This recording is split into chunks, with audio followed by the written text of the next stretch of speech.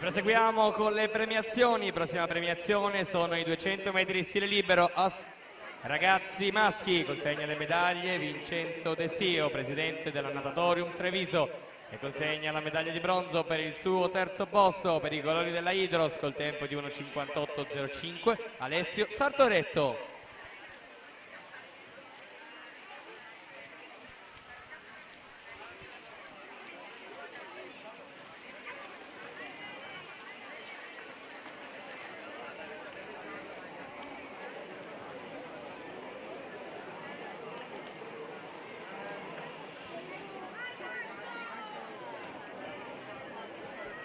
Secondo posto, medaglia d'argento, sempre per i colori della Hydros, col tempo di 1:56.59, Massimo Chiarioni.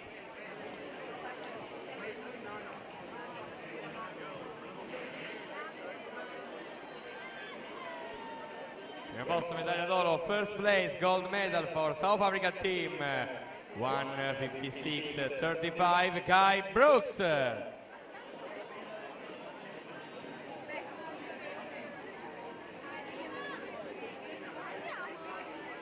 Ringraziamo Vincenzo De Sio, presidente Natatorium Treviso, per aver consegnato le medaglie.